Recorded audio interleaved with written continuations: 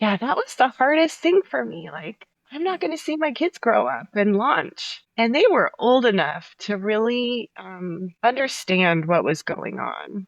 And so Hmm. just to see that fear and precarity in their lives, to introduce that into their lives was really hard. And I just immediately, like, that was my very number one prayer. I'm like, God, just give me 5 years. I know that's Hmm. an impossible prayer. I know that, like, the statistics say that it's a very small percentage of people with my diagnosis would ever live 5 years. But please just let me have 5 years so I can see Ellie and Jack graduate high school and launch.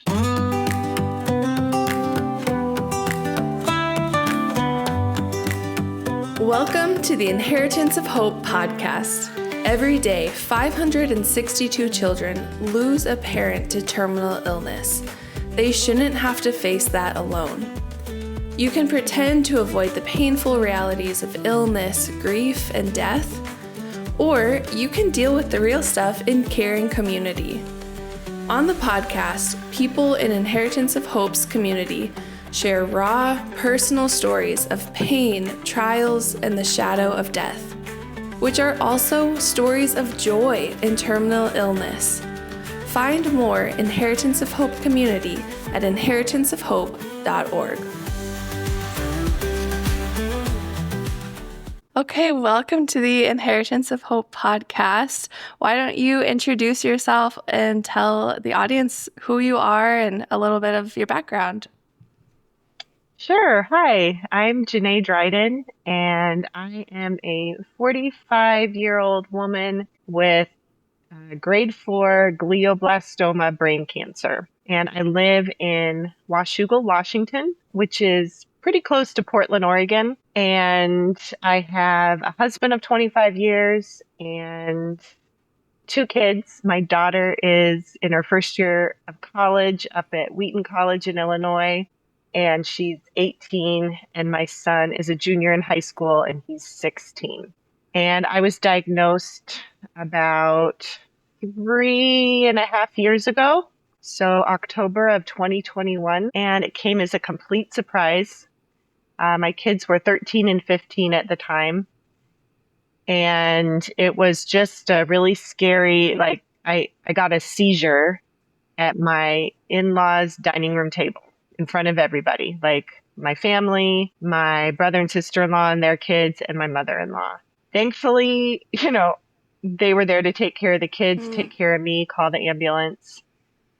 It came out of nowhere, which it was a complete shock. I really didn't have any symptoms leading up to that. And I was taken to the hospital. And of course, this is still sort of pandemic precaution Mm. time, late 2021. So my husband couldn't be with me in the ER. And I was there for a while, and I was really like in and out because seizures just, it was a grand mal seizure, and it really kind of messes with your kind of awareness and memory and all that kind of stuff. So that was scary because I really didn't know what was going on. But I remember a doctor coming into me and saying, doing a scan and saying, you have a mass in your brain and we're going to find out Wow. more. And I was all alone. It was terrifying. Yeah. Thankfully, she did get my husband on the phone. He was in the parking lot. He couldn't come in, but he was just waiting to find out what was wrong. And so I was in the hospital for, I think, through that night and then the next night, just being monitored. And I think I had another seizure in an MRI machine and then went home. And at first they told me this looks like a pretty low grade tumor, but we need to check again. But we are going to send you home and put you on steroids and anti-seizure medication and all that. But we don't think it's a really high grade, seriously aggressive cancer. Mm. But it was still like scary, just Yeah. to realize there was a tumor in my brain. It took me just, about a week to recover from that experience. Just like it just messes with your brain having Mm. seizures. And then let's see, I think we did another MRI maybe a month later just to like let the swelling from the seizure go down and see what was there, get a clear image. met with a neurosurgeon, kind of had some options. They still didn't think it was super aggressive and said, you can wait, just when would you like your surgery? We decided I did want surgery. I didn't Mm, want just to do a biopsy to find out more. I wanted to just get it out. mm, And so I think I had the surgery right after Thanksgiving of that year. So maybe like a little over a month later. And surgery went well. I recovered really well. And right after the surgery, the surgeon said, well, actually, it's a little bit higher grade than we thought. It's a grade 3, which is cancer. And you're going to have to be on chemo and get radiation treatments. But we're also sending the tumor into the labs to get more pathology and genetic testing results. And that will tell us more. And so those results took a couple more weeks. And when those results came back, they're like, oh, mm. sorry, but this is kind of the worst case scenario. All your Wow. molecular genetic testing came back the way that you wouldn't want, the least Mm, favorable kind of results, and you're now upgraded to a grade 4 glioblastoma tumor. mm. And met with an oncologist who basically told me I had probably a year or two to live, even with treatments. So that was right before Christmas of that Mm. year. And of course, we were just completely devastated. Like, how could I be this like young, healthy mom with teenagers and I wouldn't get to see them graduate from high school? I, my parents were still alive. My grandparents were still alive. I had 3 out of Yeah. 4 grandparents still living. They were approaching their 90s or in their 90s. And it was just shocking to be confronted with the news that, there's probably a 95+% chance that you won't be living in 18 months to 2 years. And there's no cure for this. None. Everybody eventually dies from glioblastoma. It always comes back, even if we get it out. So, I mean, that was just devastating. We were, Yeah. I knew I was going to be going into chemo and radiation treatments and all of that, but just like the shock of that news on our life completely changed Mm. everything. So, we were fostering a baby at the time, and like it just life Wow. was. I was working. I'm a speech language pathologist. I was working part-time in an elementary school, so I stopped working. Um, we slowly transitioned out of being foster parents. Oh my goodness, sorry, it's like hailing or really pouring out here. This is That's Washington right. weather. Yeah.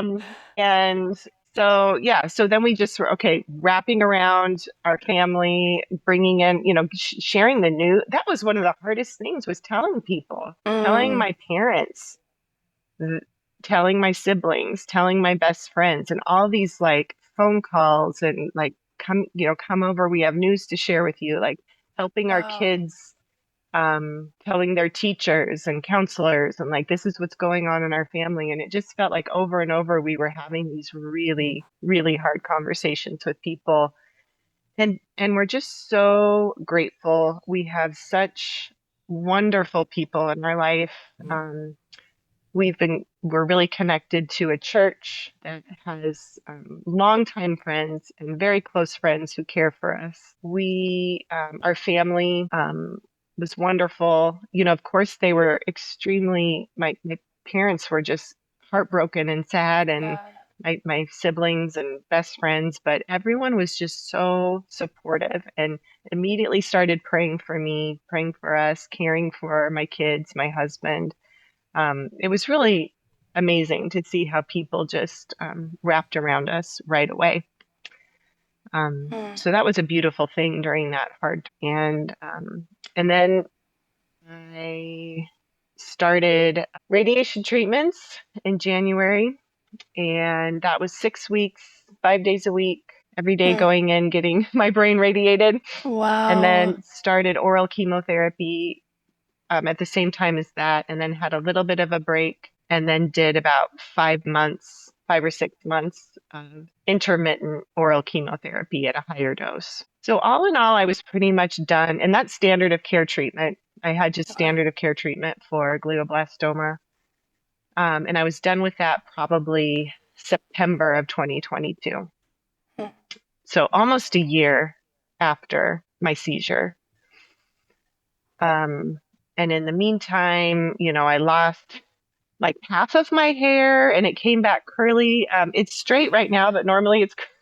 Okay. Um, uh, so I went through that. I had a lot of side effects like nausea and fatigue, achiness, things like that. Overall, treatment. I mean, I've been around enough people with cancer at this point to know that my side effects and the weren't nearly as bad as some Mm. people's are. So I'm grateful for that. But, the whole thing did affect my brain, which is a huge part of who I am. And Yeah. one of the hardest things for our family, I think, during that first year or two was seeing the changes in kind of my personality and functioning. Mm. So, the place in my brain where my tumor is, or was, or will probably come back, is my right frontal lobe. So, thankfully, it doesn't affect my language, speech centers, but it definitely affects my executive functioning. So, whereas before had a very, I never struggled with things like attention or memory or focus or organization. Suddenly, all those things became really challenging. Wow. And I'd forget things, I'd make bad decisions, and it was really embarrassing. And it was Mm. really just hard, I think, for my family to adjust to that because Mm. they were so used to me being one way for so long. And then suddenly I lost these capabilities and skills. And having worked in special education, I had some awareness of what was going on, but also it just was still so hard to lose some of that. And some of that hasn't come back. Some of Mm. it has gotten a little better, but part of that is because of my awareness. And I put in a ton of strategies to help me with it. Mm. I'm very intentional with making lists and writing things down and setting timers and reminders and all these things I never had to do. Yeah. Um, so that's one way it's long term affecting me.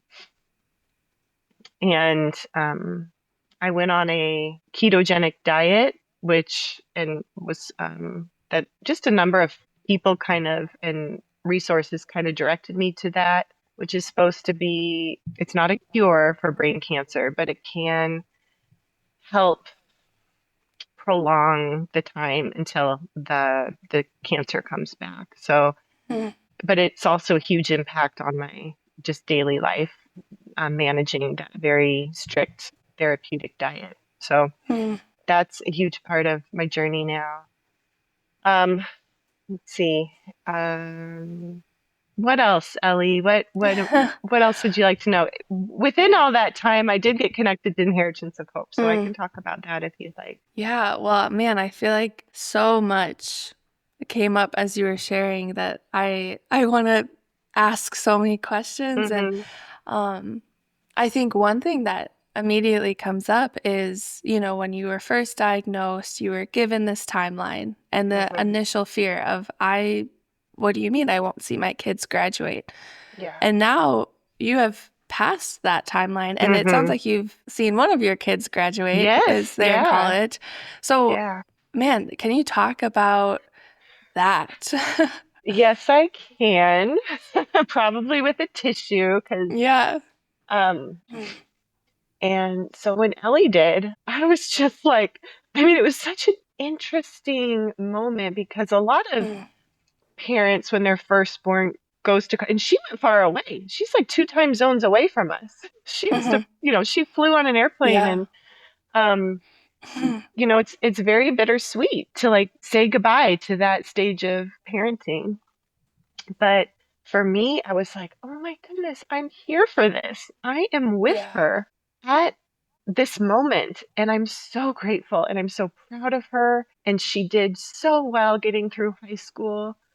And I mean, she was amazing. She was Mm. amazing. So it was so beautiful to like get to that point. And now my son is finishing his junior year. I'm doing really well. I'm really healthy. There's no Mm. signs that this is coming back. So I feel like it's going to happen. Like I'm Mm. going to make it till June 2026. relax and see him walk across the stage. I just really believe that. I haven't had any real setbacks since Mm. my treatment ended. And so many people are praying for me. And I just feel like God is protecting me through this, like like my heart's biggest wish. He's granting it, and I'm so thankful. And they are thriving. They're thriving, and there's so many ways they're thriving because of what's happened to us. Mm. And same with my husband. He's thriving. He's a different person than we both are different. We're all different than we were Yeah. 4 years ago. So that's been, yeah, it was the hardest thing, but it's also been one of the best things in a way, just to Mm. see how God has grown us and taught us things and made us rely on Him. And so many times I just would cry and pray and talk with my friends and my family and just be like, just opening my hands to what God has for us. Mm. And that I just have never had to do that before in the same way, to just completely, like, my life is totally in your hands. Not just Yeah. like sort of abstractly, like, oh yes, of course, everything is yours. It's like, no, Mm. it's literally like in your hands, and I don't take any moment for granted. So, I mean, I would love to get old. I Mm. would love to get like gray hair and wrinkles and be a grandma. Mm. And, that seems like an impossible wish, but Mm. I'm going to be here to see them launch. So that's Yeah. exciting. Yeah. And man, I feel like that's such a hard place to wrestle in of, okay, this is what was spoken to me, and this is what is Hmm. from a professional's experience or Hmm. educated guess, Yeah. essentially. And then now that's what I'm kind of expecting. Okay, but now the plan has changed or life is Hmm. turning out a little bit differently. So, Hmm. yeah, what can I hope for? Yeah, Hmm. that is probably a severely complicated gray area that you're Yeah. living in. Yeah. One of Mm. my favorite things to say is, I just do the next right thing. I don't Mm. look too far ahead. I don't have a lot of regrets about what came before. I'm very much living in the moment. I'm a very grateful person. And I did practice gratitude before this. I mean, really for probably oh, almost 15 years I had a daily practice of writing down things I was grateful for. And then so I'm really glad that was already a habit for me to have that kind of heart posture. Um, and now, like, the gratitude is so much richer and so Mm. much, like every season, I'm just amazed at what's happening Mm. outside. And every, milestone, every birthday, every holiday, I'm so grateful for it. Mm. Yeah, it's almost as if it sounds like your capacity to receive those things has Mhm. exponentially grown because now as you're sitting as when your kids is graduating high school and you were told that you weren't going to see that and now Yeah. you're sitting there and yeah, Hmm. there's grief of okay, this is a changing season and Hmm. going away to college, but man, I can't imagine like the depth of that feeling and not just wow, this is a big day, but now this Hmm. is amazing. I'm here and fully present and kind of aware of how Yeah. big of a moment this is. Yes, for sure. Mm. And so it really stuck out to me when you said, you almost changed in your personality or your habits or things Hmm. that you never did before. And now you have to rely on timers and lists and all these Hmm. things to feel like you can function at a somewhat Hmm. normal level. Hmm. And it almost feels like that is a way that the Lord strips away how we rely on our own strength Yes, I and have learned re-put it on that Him. lesson Mm. so much, Ellie. You nailed it. I mean, I feel like before this, thought of myself as a very competent person. Mm. Yeah. And um and we are a very competent family. all four of us. And I say that with gratitude for what God's given us, for all the people who have poured into us, kind of being genetically lucky, living in the United States of America, having, like having so much given to us by the grace of God. But yeah, we were very competent in our own strength. I was very competent in my own strength, and I could say I trusted God and relied on him, but I never really had to experience his strength and weakness until this. So that lesson of when I am weak, he is strong. It's not me, but Christ in me who's doing these things. That just like hit me upside the head. Because suddenly I was losing a lot of my identity. I was a foster mom. I'm not a foster mom anymore. I was a speech pathologist. I'm not a speech pathologist anymore. I was a super organized, focused, capable woman. And now I need all these strategies. So and I still forget stuff. I still make mistakes all the time. I'm more tired than I used to be. I don't have as much energy. And so just physically, I'm weaker. So, oh man, all of those are just opportunities to say, I can't do it. Yeah. But Yeah. yet not I, And but through Christ in me. I love that phrase, that song. Yeah. yeah, and I mean, you probably have experienced that so much more than someone who, maybe like the kind of person you were before a diagnosis, where it's like, yeah, I mean, I have a relationship with God, I trust in him, but man, like this has probably revealed so much, especially, as you were saying, you were doing things that you were then embarrassed about because you're like, oh, wait, what am I doing? That doesn't feel like me. And maybe that's the point. Maybe it's like stripping it away so It that really it can, was. yes, like reveal who God is in you versus who you perceive yourself to be. Yeah. Yeah. I don't know if you're familiar with Kristen Milligan, the co-founder of Inheritance of Hope, and she wrote a book, Consider It Pure Joy. And in that, I mean, she was a mom facing this terminal diagnosis, 3 young kids, and in her book, she talks about like being in the midst of the fire and in all these struggles that her family would have never ever put themselves in. Like that it was not a You'd choice. never choose to do that. No. No. Right.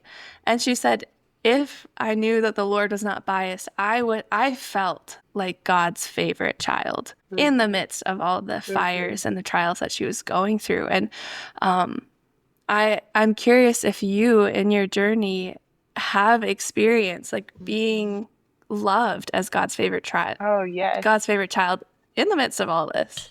Yes. So I am part of the Friday morning family gathering Hope at Home group. And Jill leads that group. And that is one of her top favorite things to say to us is that we are God's favorite child. So definitely it's been drilled into me through Jill and that book, Kristen's story. But just like for personal experience, I do feel like my daily rhythms and my daily practice of the presence of God is so much richer. I walk every day and I wake up really early in the morning, not necessarily by my choice, but I have found that it's just been such a sweet time with me and the Lord every morning. And I do just have more time, I guess, more intentionality in my experience of God and his closest to me and how much he loves me. And I have just these like prayers that, words of scripture, lyrics from songs, things that remind me of his love for me and his closeness to me. So that has been a definite, I mean, I wouldn't say I didn't know those things before, but I'm experiencing them with greater depth because of this challenge or this fiery trial, you might say. Yeah. So yeah, Jill likes to say in our group that our Friday morning group, we are about Jaro, which is Mm-hmm. joy and sorrow. So we have a lot of laughter, a lot of joy with each other and about our lives and whatever. But we Mm-hmm. also recognize that sorrow and grief and loss and pain and suffering is a huge part of many of our journeys. But those two are not separate, they go together so often. Mm-hmm. And I think that the title of that book, Consider It Pure Joy, when you face trials of many kinds. And so it's the Mm-hmm. idea of joy and sorrow together, joy and trials. And you can experience joy in the trials and in the suffering, which is amazing. And I'm just going to shout out to that group. There's no other community I've ever been a part of that gets that so Mm-hmm. well and embraces it, celebrates it, reminds each other of it. So one lady in our group actually had it tattooed onto her arm. Her Wow. husband died of ALS, and she has Mm-hmm. the word Jaro tattooed on her arm. Mm-hmm. It's just really encouraging and beautiful to be a part of a community like that. And I'm so grateful. Mm-hmm. Yeah, and it kind of reminds me of something that the CEO of Inheritance of Hope, Aaron Hmm. Hedges, has pointed Hmm. out. And he says the fighting versus surrendering language, Hmm. when we hear Yeah. fight language a lot in Hmm. relationship to illness. Cancer and Like, yes, like disease. Yeah. fighting the disease, we're going to beat it. Hmm. Someone lost their battle. And exactly what you said, we talk so much about Jaro, joy in sorrow, not Hmm. joy when I get out of this. On the Right. other side, man, I'm in the thick of it and it's not possible until I'm out. Hmm. So, like, what if instead of I'm fighting this right now, like, I am surrendering to Yeah. this because it's just another season to experience the Lord in a different way Yeah. that I've never experienced before. Yeah. Um, and even you pointed out, your husband is different, your kids are different, Hmm. you are different. Yeah, could you talk a little bit more about that? What differences have you seen Yeah. in your family because of these hardships? Yeah, like I said, I think we kind of had an identity as being very competent in our own strength and being able to control everything.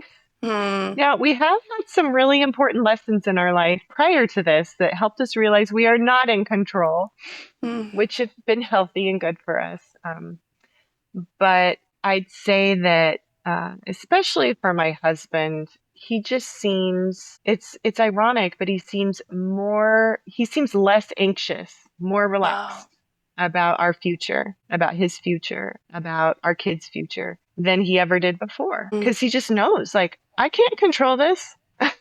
Yeah. And it's not because I'm doing so well. It's because he knows that it is all out of so many things are out of his hands, and we just have to be faithful and um, do what we can with what we're given in the moment. And I think, yeah, I don't like the battle language for cancer either, but I would say that we fight for joy, we Hmm. fight for hope, we fight for a deeper relationship with God and growth in our character. So those are things we still are striving for. And I don't Hmm. know if like fight's the right word. I Yeah. haven't really used that before just talking to you just now, but when I'm thinking about what am I fighting for, I mean, I am working on being really healthy. I don't want my cancer to come back, right?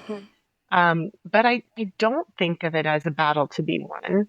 I'm trying to steward my time and my resources and the privilege of, you know, getting to be here in this time and place, um, to be as healthy as I can for whatever God has for me, for however long He has for me. And I think about my kids, and they have just such a different level of maturity about what really matters in life. I mean, Hmm. they value deep and close relationships with people. They're not shallow kids, you know. Hmm. They they understand about grief, so they're empathetic and compassionate. They too have definitely grown closer in their relationship with God and have a deeper prayer life and are pressing in, they're pressing into what's good and what's true and to the relationship with God. So I'm just so grateful for that. And Mm. yeah. Yeah. Well, and for your husband to have even more release of control of the future, again, was probably not by choice because I feel like Hmm. as humans, it's our desire to have some control, Hmm. familiarity, sense of normal, but it not to diminish, what he's been through, what you've been through, your family, but it Hmm. is probably a sense of being free from the Hmm. illusion that it's Hmm. his to control anyways, like you and Yeah. your husband like can move through life already being certain that yeah, I can be a good steward and it does matter how I show up. Yeah. And yet ultimately it is out of my hands what Hmm. happens. So Yeah. I don't have to work so hard to try to Hmm. have a more secured illusion. Your illusion kind of was broken, it sounds like. Yes. Mm-hmm. Yeah. Yeah. Oh. I know you've mentioned being in the Friday gathering, Hope at Hmm. Home group. What other ways have you been plugged into Inheritance of Hope? And how Yeah. did you find Inheritance of Hope, actually? Yeah. So, way back when I was getting treatments, post diagnosis, I think I was either in or finished with radiation treatments and kind of finally getting my head above water and um, just like Google searching, what Hmm. resources are there out there for families? And I had never heard of Inheritance of Hope. It's not really well known out in the Northwest at all. And just it came up like as I can't even remember, but it was just like a link that I found, Inheritance of Hope. I clicked on it, took me to the website, and I immediately saw that it was faith based, not Hmm. like faith exclusive, like you didn't have to have Yeah. a certain kind of faith to participate in or benefit from Inheritance of Hope. But that was a unique thing for me because I had been in a support group through my healthcare provider. Um, and it definitely isn't faith based. There was also a local in person family support group in Portland that we were going to. But honestly, it was kind of discouraging for me. Hmm. So, anyway, seeing this, and I think what, initially drew my eye were the retreats. And I'm like, oh, this sounds Hmm. like a really cool thing for our family. I think the retreat coming up was the first Nashville retreat that you guys did. Oh.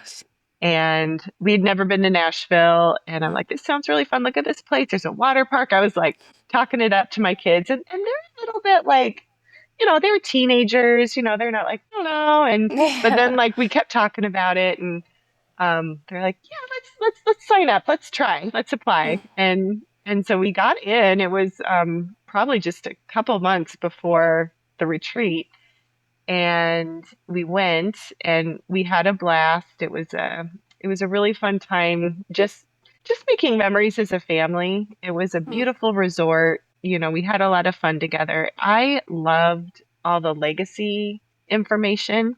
Hmm. I liked the pull-out groups with the other patients, with the other adults. The facilitators did a great job. There were no other people with brain cancer on the Hmm. retreat, so it wasn't that like I didn't have anyone else there who was like, "Oh yeah, you're going through what I'm going through."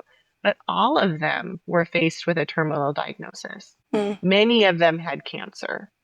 Um, I'd say most of them were probably in a harder situation than I was physically at the Hmm. time. I probably had one of the worst diagnoses as far as a prognosis, but as far as how I was functioning at that moment in time, I was pretty good. Like we didn't need a lot of support from our volunteers practically, Sure. but the emotional, like, oh my goodness, we are youngish adults Hmm. with children facing our death. Hmm. That was the piece, and being around other couples, grieving over that together, processing that together, seeing other spouses who were facing that with their loved one was very meaningful. So that meant a lot to me. I made some connections there. I met Jill on that retreat, and I Mm. found out that she led the Friday family gathering. So I like at the retreat, like as soon as the retreat was over, I signed up online for that because I Mm. want to keep seeing Jill, Yeah. and I just knew it would be an encouraging time. I also signed up for the glioblastoma group, the brain cancer online group. So I started going to that. And that was really encouraging. So that was after we got home. Mm. I Sure. joined the Hope at Home, two Hope at Home groups, the GBM or glioblastoma group and the Friday family gathering group. So the GBM group actually had a few people in it that had had brain cancer, glioblastoma, for many years. And at the Wow. time, like, I didn't know anyone, who Yeah. had glioblastoma, um, or who had survived more than a couple of Mm. years. And so I was like, wow. So that gave me a lot of hope. And there was this one woman in particular who had lived for 20 years. And she Wow. was so inspiring. She had had many recurrences and many treatments and surgeries. And she was kind of at one of the best hospitals in the country in San Mm. Francisco. Um, but she was so full of hope, so encouraging to people in the group. She did pass away about a year and a half ago, which was really hard. And there have been a number of people in that group since I started that have died. And it's really hard to see that progression leading to death in Mhm. the group members. And the thing about brain cancer is that it's so different for each person, depending on where your cancer is. It could Mm. be mainly physical, it could be cognitive or emotional. Um, it could be someone who like literally cannot speak or understand what's going on. So there's so many ways it presents itself, and so it's really scary because you kind of have an idea of where it's going to come back, but it could come back anywhere in your brain, really. Wow. And so it's really that's been really hard for me. Mm. But at the same time, there's been some really encouraging. It's encouraging to see how people are facing the end of their life Mm. with strength and courage and hope, how their caregivers support them and keep functioning after they're gone. Like Mm. I've got to see that, how a widow or a widower has continued to move on and not just move on, but like live Mm. um, with purpose and that kind of thing. So that's encouraging to me. And just like being with people who get it. Mhm. We talk a lot about practical stuff too, like, oh, what treatments did you have? Or where did you get care? Or have you heard of this? Or what do you do about this side effect or symptom and things like that. So that's helpful. The Friday group, we pray together every week. I love that. I love praying for them. I love that they pray for me. We are very real with each other, from depression to diarrhea to, I mean, anything in between, Mm. like just like severe grief and fear. Um, we talk about things unrelated to cancer or like, will you please pray for my brother who just had a heart attack, or like you just bring in Yeah. so much, and these people have become dear friends, and I've actually met a number of them in person, so Mm. that's been really sweet. My mom joined that group, which was so encouraging to her. And Mm. let me tell you, it meets at 7 a.m. on the West Coast. Yeah. And she is not a morning person. I am, but she's not. And she shows up almost every week, and she is so Wow. encouraged. And I think it's just really helped her kind of grapple with my journey Mm. and my Yeah. diagnosis because it's been really hard for her. So that's been really sweet. The Yeah. relationships, the encouragement. I like to think of these groups as like a dose of medicine or an infusion that Mm. I get every week that just keeps me going, keeps me healthy. It's not like a cancer treatment, but it's a treatment for my soul that Mm. keeps me going. And um, yeah, it's not Mm. something a doctor would prescribe, but I think they should. Yeah, right. That's a part of the psychosocial care, which is Mm-hmm. so vital to someone's Yeah. overall health. And Yeah.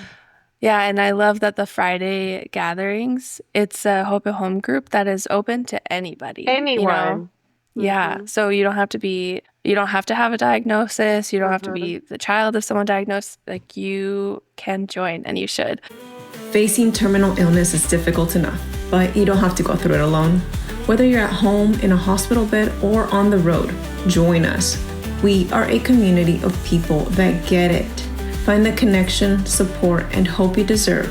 Because when you don't know where to turn, you can always find hope at home. So don't waste another second. Sign up today. Hope is waiting for you at inheritanceofhope.org. And it's so interesting when you're talking about being in the GBM group. Mm-hmm. And if someone is listening and they hear, like, oh, why do you show up to a group where, you know, you have experienced the death of people that I'm sure you've gotten close to week Mm-hmm. after week? And I think that kind of just goes back to that Jaro. It's not Mm-hmm. that things are joyful all the time and wow, you have Yeah. this greater relationship with Christ and that's amazing. It's like, yeah, that is so present, but man, there's heartache.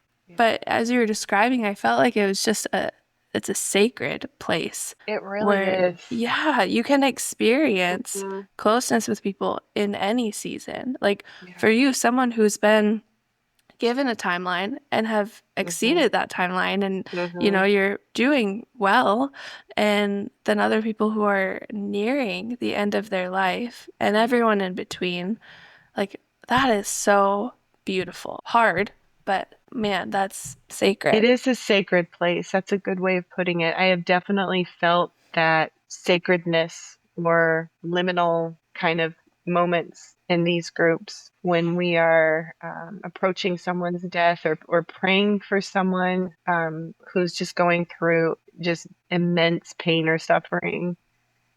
And it is like chilling, you know, there's just these Mm, chilling moments where you just see the brightness of God's presence with us.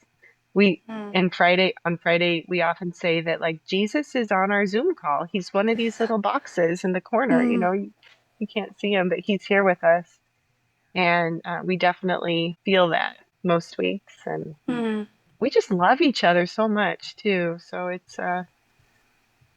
is, yeah, it's amazing how that can happen on a Zoom call. Right. And just even the way you're talking about it is so compelling, right? That if someone is Hmm. listening and is in a season that is so isolating, where their life was Hmm. going one way and then now this illness just completely threw them off the trajectory Hmm. they were going. Like what would you say to someone who is hesitant about trying Inheritance of Hope, whether Yeah. as a family served or even as a volunteer or someone to Hmm. give financially to make these resources Hmm. free for people who are diagnosed? Yeah. No, I have a friend who has the same diagnosis as me, and he's been very reluctant to do anything like this because it's very hard for him to face the the reality of it, you know. And these spaces do. They like force you to confront it. It's right there in your face. And so it's difficult, but I feel like the beauty of it outweighs that hard. Mm, And that's true of so many things. Like when you give birth, it's incredibly painful, but it's worth it. mm, It's a beautiful gift that you receive at the end of that. Um, so yeah, like I get that it's hard to face these sad things, and you probably do need to be cognizant of your own emotional, mental health and what you need and what season you're at.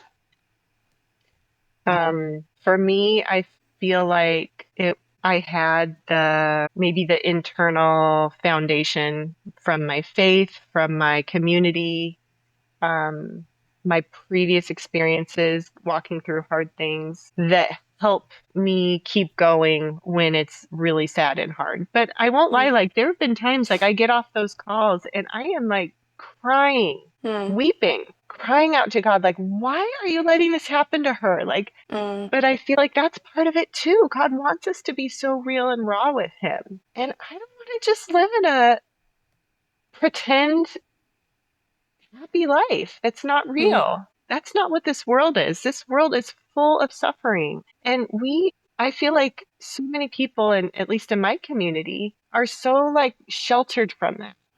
And we can shelter ourselves from that. And so being part of these communities where it's like, oh yeah, it's hard. This is painful. I didn't want this to happen. I thought I did everything right. It's a it's real. Like I don't want to live, in the matrix where it's, like just, I want real and I want vulnerable and I want God and I want, in his presence is fullness of joy, no matter your circumstances. So yeah, that's what I would say. Yeah, it's hard, but it's real and you get to experience this deep community and joy through the real and the hard and the raw. Yeah, I mean, you just named something so profound, right? Because I think a lot of us, unless we are shaken up by something like a diagnosis or a loss in our family or something super devastating, we're like little pack rats trying to like shelter ourselves like through consumerism, through distraction. Yeah. Like how can we pad ourselves the most to be removed from pain and suffering? And sometimes we're just shaken by it. Like everything is stripped away, like we've talked about throughout this whole call. Yeah, and there just is something so profound when you move from that into the raw, real gospel, because it's the gospel of like Jesus came, left like the heavenly realm and this glory that we can't even imagine to come into a human body and experience a painful death and mockery and all these things. Like that is the gospel. Like you are living the gospel as you are entering into these hard things and accepting like, yeah, it's hard. I'm struggling with this. I have so much grief that this is my story or this is happening to someone else. Yeah. And that's okay. Like there's room for that. But I just really applaud your bravery and your ability to do what a lot of people are scared to do. Yeah. And you might not be ready for it. It might not be the right time for you. And that's okay. And I think the retreats are a great place to kind of start and see what this community is sort of like. And you do get great memories. You're really inspired to be intentional with the time you have left. I think that's really what helped me, or that helped me a lot. I did a legacy video shortly after the retreat. I'm so thankful I did that. So thankful. And, the groups just take it kind of another step in and being committed and walking the path of suffering, which was Jesus's path. And a lot of people didn't like that. Even his own friends didn't like that. They're like, no, this isn't the way. Yeah. But it is. It is the way. Yeah.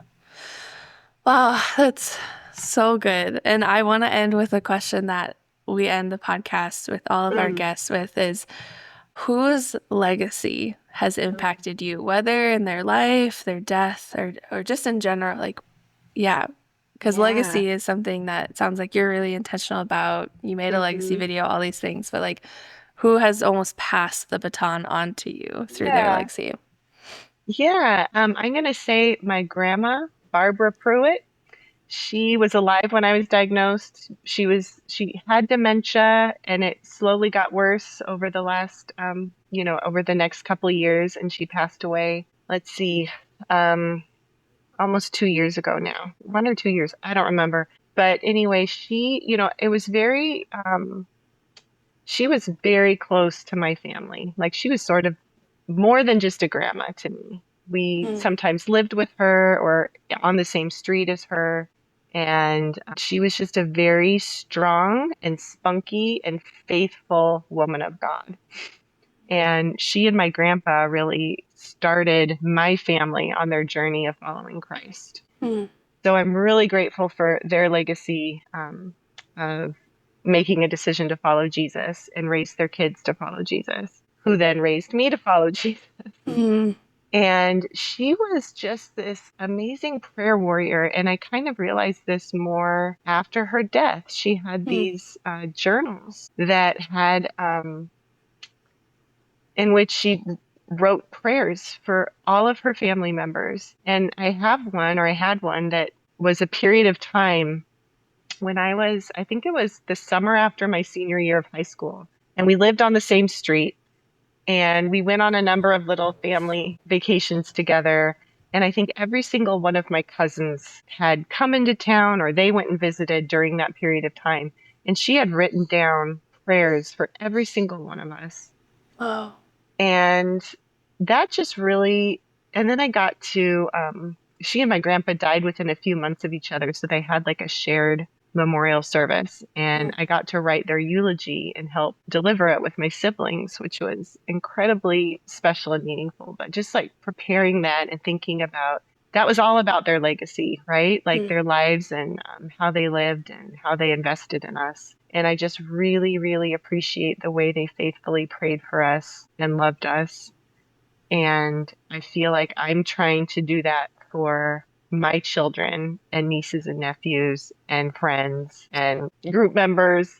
I consider myself like a follower of her in the area of prayer. So, yeah, I think that's what I would say. Yeah. And that sounds like it would be so, like you would be so blessed by her prayers before diagnosis, but especially afterwards. And just like a woman who has seen you through so many seasons of life and getting to just experience not just, oh, this is a nice woman, but man, this is a prayer warrior who is like lifting me before the throne of God in her prayers. And I just have a quick story about that. Yeah. So, the Thanksgiving before my surgery, so it was just like a week before my surgery, maybe, or a couple days, we had our Thanksgiving dinner at my parents' house, and my grandma was there. And like I said, she had dementia. And she, at that point, was had a really hard time communicating because of her dementia. She could like answer little questions, but she could not tell coherent stories or really even speak coherent sentences very well. But we were getting ready to eat, and she just calls out at the table, "Pray for Jenae!" And so I said, "Grandma, do you want to pray?" She's like, "Yeah." And she went on to pray this powerful, beautiful, coherent prayer for me. Wow. We were all just like looking around the table like, where did that come from? Like, just the Spirit of God landed on her and she was able to speak and pray. So that's just such a powerful story to me that, like, that was just, just an overflow of her whole life of praying for Jenae, praying for my sister, my brother, my mom, my dad, all her grandchildren. And she knew that I was facing something really scary and it could take my life. Yeah. Here I am. Right. I delivered her eulogy. She wasn't at my funeral. Right. So, which is sad, of course, the loss of someone so special to you. But like how beautiful that, it worked out that way. Yeah, right. She lived to be 92 or 91. So like she had a full, beautiful life. So did my grandpa. So did my other grandma who died the same year. So I was like, oh my goodness, I made it to all their funerals. I was afraid they'd have to go to mine and that would be so sad for them. Right. Oh, yeah. But what was your grandma's name? Barbara. Barbara.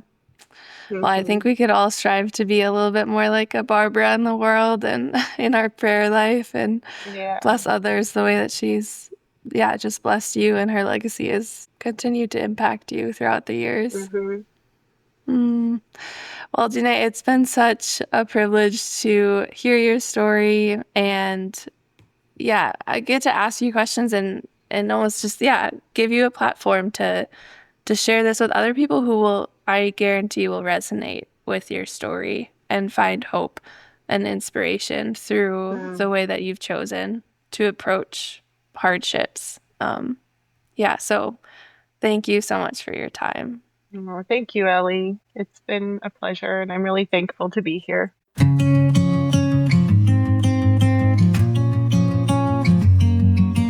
Built a house with prayer before the kids were born. Planting trees, baking bread, following the Lord. Ellie, Jack, Jasper too became part of the Dryden crew. Then foster kids were raised with love, their little hearts renewed.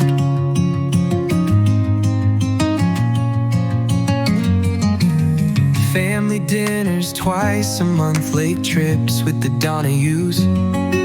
The day before first days of school, the time we did Peru. Christmas PJs, Sunday church, giving to those in need. Road trips, movie nights, 1,000 books to read. Act justly, love mercy, walk humbly with your God. Lean on His strength, trust and obey, give praise for all He's done. Good things make way for new good things when Christ is in command.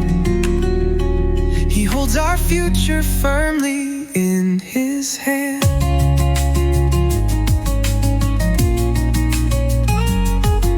Diagnosis, facing loss, giving space to grieve. Honest conversation, prayer, and friends that helped in need. God was faithful, loving, kind, He always will sustain. So we'll hope in Him forever, and forever we will say, Jesus, guide each day. Act justly, love mercy, walk humbly with your God. Lean on His strength, trust and obey, give praise for all He's done. Good things make way for new good things when Christ is in command. He holds our future firmly in His hand.